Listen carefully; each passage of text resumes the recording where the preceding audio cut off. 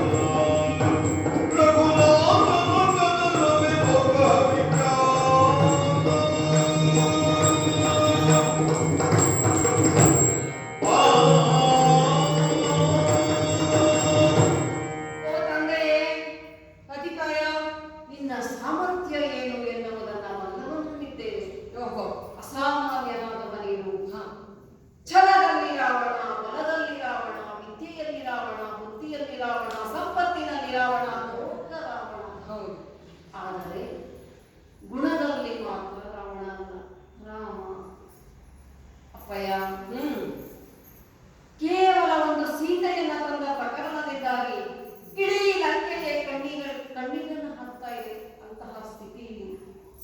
ಹಾಗಂತ ನಿಮ್ಮ ಎದುರಿಗೆ ಯಾರು ಕಣ್ಣೀರನ್ನ ಹಾಕ್ತಾ ಇಲ್ಲ.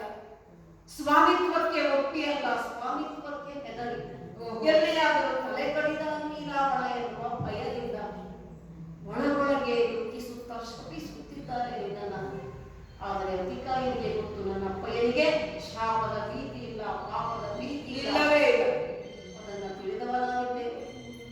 ಇನ್ನು ಇಷ್ಟಕ್ಕೆಲ್ಲ ಮೂಲ ಕಾರಣ ಯಾರು, ಸೀತೆಯನ್ನು ಅಪಹರಿಸಿ ತರುವುದಕ್ಕೆ ಕಾರಣ ಯಾರು ಎನ್ನುವುದಾಗಿ ಹುಡುಕುತ್ತ ಹೊರಟಾಗ ಅವಳೇ ಶೂರ್ಪನಖಿ. ಹೇಳು, ಶೂರ್ಪನಖಿಯ ಮೂಗನ್ನ ಕತ್ತರಿಸಿದ್ದಕ್ಕೆ ಅಲ್ಲವೇನು ಲಂಕೆಯ ಮೂಗನ್ನ ನೀನು ಪಣಕ್ಕೆ ಅಂತ ಇಟ್ಟದ್ದು? ಏನಾಯಿತು ಪರಿಣಾಮ? ಆ ಲಂಕೆಯ ಮೂಗು ತುಂಡಾಗ್ತಾ ತುಂಡಾಗ್ತಾ ತುಂಡಾಗ್ತಾ ಕೇವಲ ಮನೆ ಮಾತ್ರ ಉಳಿದಿದೆ. ಅಪ್ಪಯ್ಯ, ಇಂತಹ ಪರಿಸ್ಥಿತಿ ನನ್ನ ಅಪ್ಪಯ್ಯನದು ಅಂತ ಹೇಗೆ ಹೇಳಿಕೊಳ್ಳಲು? ನೀನು ಸಾಮಾನ್ಯರವನಲ್ಲ, ಇದನ್ನ ಬಲ್ಲವನಾಗಿದ್ದೇನೆ. ಹಾಗೆ ನೋಡುತ್ತಾ ಹೋದಾಗ ಇರಿತ ಕಂಬರಾಜುವುದೇ, ನೀರನ್ನ ಕತ್ತರಿಸುತ್ತೇನೆ ಎಂಬುದಾಗಿ ಮುಂದಾದರೆ ಅದು ಸಾಧ್ಯವೇ ಇಲ್ಲ.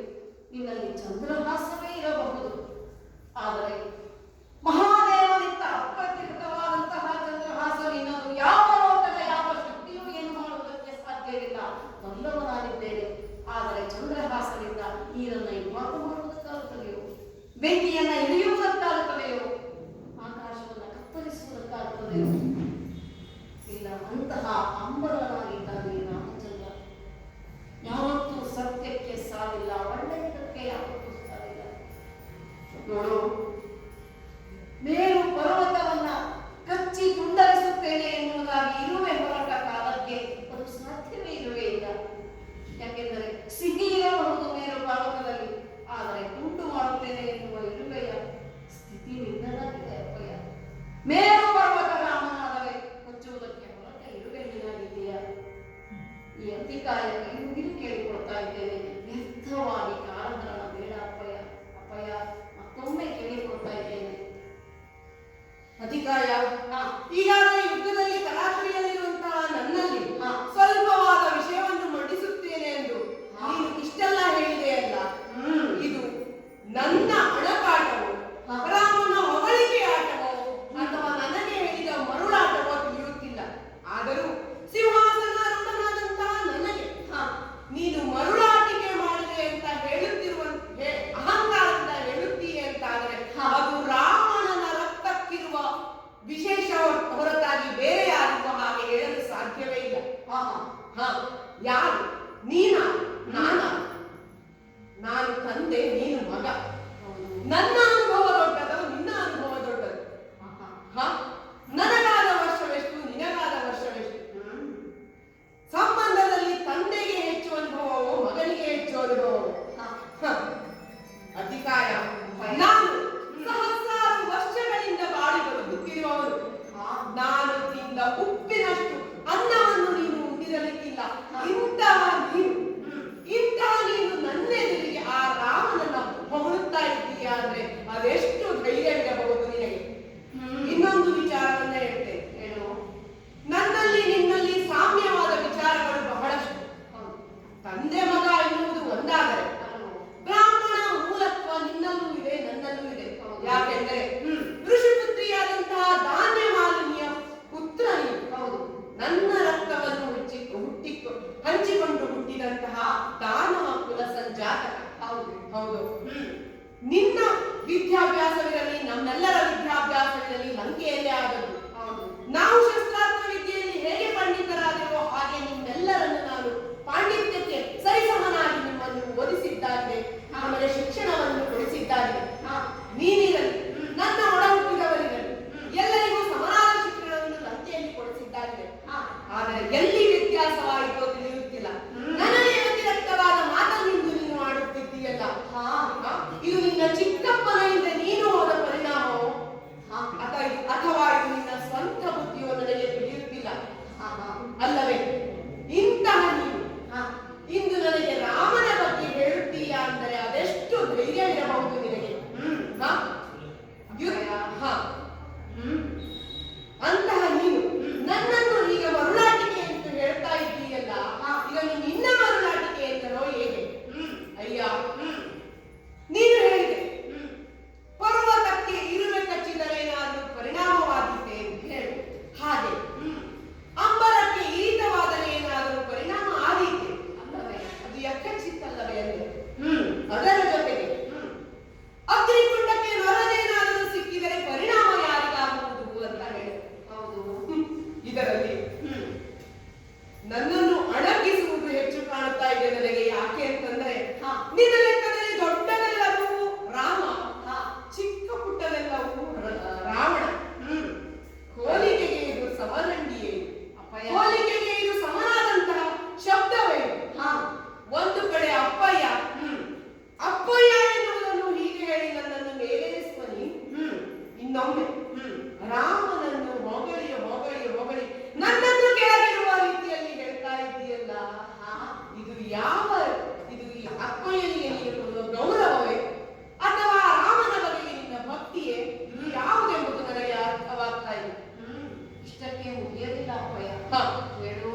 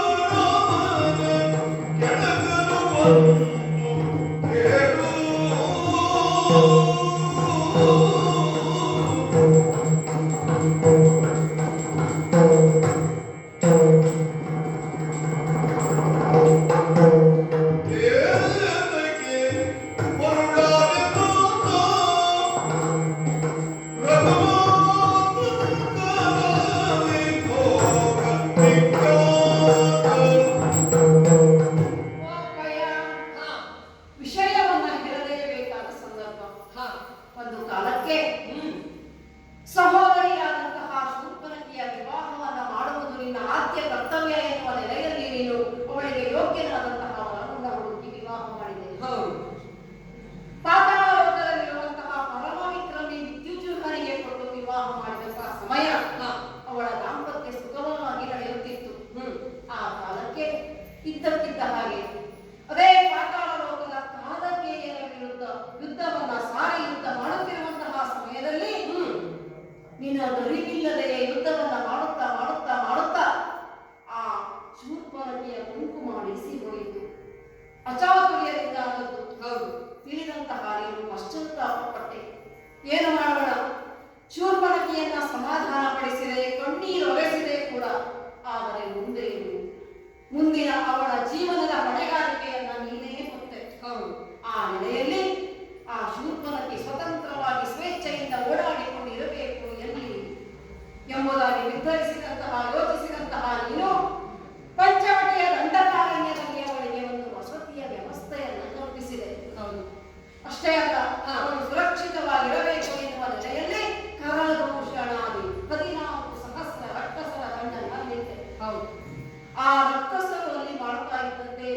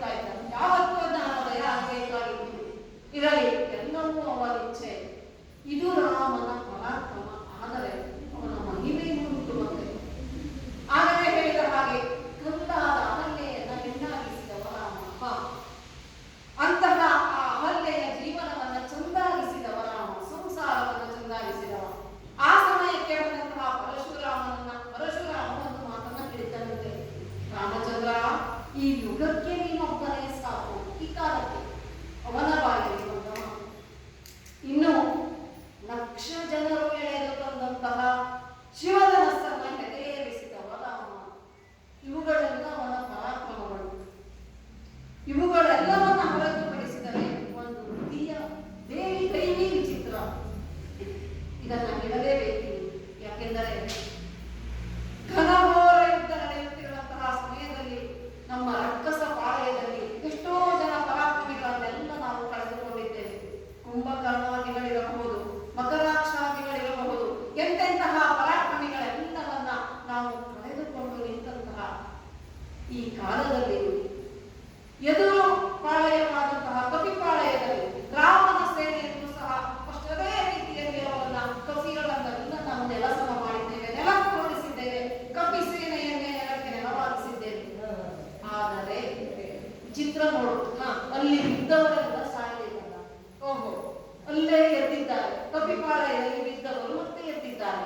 ಆದರೆ ಈ ರಕ್ಕಸಪಾಳಯದಲ್ಲಿ ಏನಾಗಿದೆ? ಬಿದ್ದವರೆಲ್ಲ ಯಮಲೋಕಕ್ಕೆ ಹೋಗಿದ್ದಾರೆ. ಅರ್ಥ ಏನು? ಅಲ್ಲಿ ಬಿದ್ದವರು ಹೇಳ್ತಾರೆ, ಇಲ್ಲಿ ಬಿದ್ದವರು ಸಾಯ್ತಾರೆ ಅಂತಾದ್ರೆ ಇದಕ್ಕೆ ಏನು ಹೇಳಲಿ ಅಪ್ಪಯ್ಯ? ಅದಕ್ಕಾಗಿ ನಾವು ಇದನ್ನು ಕೇಳಿಕೊಳ್ತಾ ಇದ್ದೇವೆ. ನಿನ್ನ ಪಾದವನ್ನ ಹಿಡಿದು ಬೇಕಾದ್ರೆ ಬೇಡಿಕೊಳ್ತೇನೆ ಅಪ್ಪಯ್ಯ. ಅತಿಕಾಯ ಆಡಿದ ಮಾತನ್ನ 10 ತಲೆಗಳಲ್ಲಿ ಇನ್ನೊಮ್ಮೆ ಯೋಚಿಸಿ ನೋಡು. ನನ್ನ ಮಾತನ್ನ ಕೇಳು ಅಪ್ಪಯ್ಯ. ಮತ್ತೊಮ್ಮೆ ಕೇಳ್ತಾರೆ ಅತಿಕಾಯ.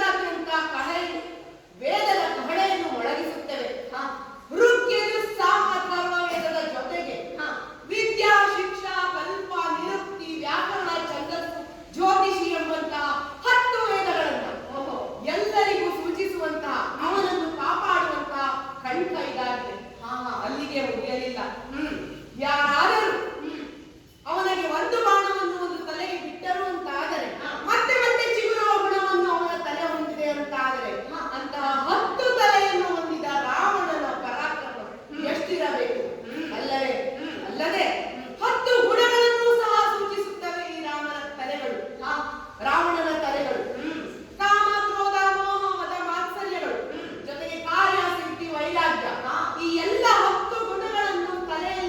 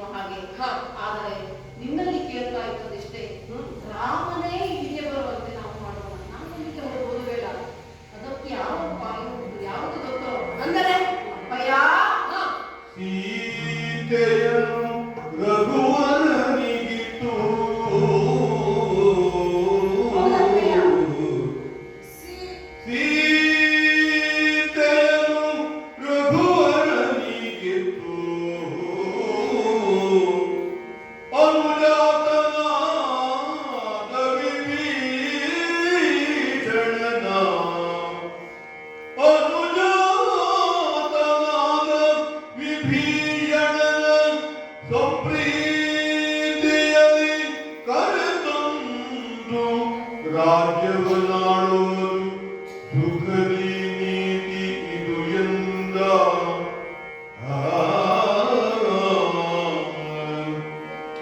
ಅನುಜಾತನಾದ ವಿಭೀಷಣನ ಸಂಪ್ರೀತಿಯಲ್ಲಿ ಕರೆತಂದು ರಾಜ್ಯವನ್ನು ಆಳುವುದು ಸುಖದಿಗೆ ನೀತಿ ಇದು ಎಂದ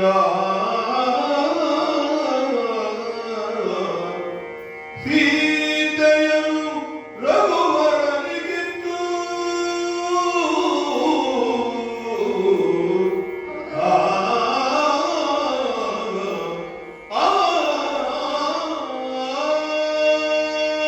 ಅಪ್ಪಯ್ಯ, ಹೇಳು ನನಗೆ ಪರಮಾತ್ಮರ ವಸ್ತುವಾಗಿದ್ದಾನೆ. ಅಂತಹ ರಾಮನೊಡನೆ ಯುದ್ಧ ಬೇಡ ಅಪ್ಪಯ್ಯ. ಪಂಚಭೂತಗಳು ಸಹ ಅವನಿಗೆ ಅನುಕೂಲಕರವಾಗಿ ಇರುವುದನ್ನು ನಾವು ನೋಡ್ತಾ ಇದ್ದೇವೆ. ಭೂಮಿ, ಅಗ್ನಿ, ಜಲ, ವಾಯು, ಆಕಾಶ ಇವುಗಳೆಲ್ಲವೂ ರಾಮನಿಗೆ ಪೂರಕವಾಗಿರುವುದನ್ನು ನೋಡ್ತಾ ಇದ್ದೇವೆ. ಹಾಗಿರುವ ಕಾಲಕ್ಕೆ ಮುಂದೆ ಕೇಳು, ಇನ್ನೊಬ್ಬರ ವಸ್ತುವನ್ನ ಯಾವತ್ತೂ ನಾವು ಇಟ್ಟುಕೊಳ್ಳಬಾರದು ಅಪ್ಪಯ್ಯ. ಮತ್ತೊಬ್ಬರ ವಸ್ತುವಿನ ಮೇಲೆ ನಮ್ಮ ಯಾಜಮಾನ್ಯತೆಯನ್ನು ಮಾಡುವುದು ಯಾವ ಲೆಕ್ಕಕ್ಕೂ ಸರಿಯಲ್ಲ. ಅದರಲ್ಲಿಯೂ ನಿನ್ನಂತಹ ಜ್ಯೇಷ್ಠನಿಗೆ, ನಿನ್ನಂತಹ ಶ್ರೇಷ್ಠನಿಗೆ ಇದು ಒಳಿತಲ್ಲ ಅಪ್ಪಯ್ಯ. ಓಹೋ, ಹಾಗಾದರೆ ಮುಂದೆ ಕೇಳು, ಎಂತಹ ಸಮಯದಲ್ಲೂ ಇನ್ನೊಬ್ಬರೊಡನೆ ಸ್ನೇಹದ ಹಸ್ತವನ್ನು ಚಾಚುವುದರಲ್ಲಿ ನಿನ್ನ ಹೃದಯ ವೈಶಾಲ್ಯವೇನು ಎನ್ನುವುದನ್ನು ಬಂದವರಿದ್ದೇನೆ ಈ ಅಧಿಕಾರ. ಒಂದು ಕಾಲಕ್ಕೆ ಬಲಿಚಕ್ರವರ್ತಿಯೊಡನೆ, ಹಾಗೆ ಕಾರ್ತಿವೀರ್ಯನೊಡನೆ, ಇನ್ನು ವಾನರ ಅಧಿಪತಿಯಾದ ವಾಲಿಯೊಡನೆ ಯುದ್ಧದಲ್ಲಿ ಸೋತರೂ ಸಹ ಅವನೊಡನೆ ನೀನು ಸ್ನೇಹಿತನಾದದ್ದನ್ನ ಬಲ್ಲವನಿದ್ದಾನೆ ಈ ಅಧಿಕಾರ. ಅದೇ ನೆಲೆಯಲ್ಲಿ ಹೇಳಬೇಕು ಅಂತಾದರೆ ಅದೇ ಸಮಯ, ಅದೇ ರೀತಿಯಾದಂತಹ ಅವಕಾಶ ಈಗ ಇಲ್ಲಿ ನಿನಗೆ ಒದಗಿ ಬಂದಿದೆ. ಆ ರಾಮನೇ ಇಲ್ಲಿಗೆ ಬರುವಂತೆ ಮಾಡಬೇಕು. ಯಾವುದನ್ನ ಬಯಸಿ ಬಯಸಿ ನೀನು ಹೋಗಿ ಕರೆತಂದೆಯಲ್ಲ, ಆ ರಾಮನದ್ದಾದ ವಸ್ತುವನ್ನ ಅದನ್ನ ಅವನಿಗೆ ಕೊಟ್ಟು ಬಿಡಬೇಕು ಅಪ್ಪಯ್ಯ. ಏನು? ಹೌದು ಅಪ್ಪಯ್ಯ. ಯಾಕೆಂದರೆ ಕರೆಸಿಕೊಳ್ಳುವ ಗುಣ ನಿನಗೆ ಬೇಕು. ಕರೆದರೆ ಬರುತ್ತಾನೆ ಎನ್ನುವುದಕ್ಕೆ ನಿದರ್ಶನ ಸಾಕಷ್ಟಿದೆ. ಆ ರಾಮ ಸುಗ್ರೀವನೊಡನೆ ಸ್ನೇಹ ಮಾಡುವಂತಹ ಕಾಲಕ್ಕೆ ಸುಗ್ರೀವನಿದ್ದಲ್ಲಿಗೆ ಬಂದವನಿದ್ದಾನೆ. ಇನ್ನು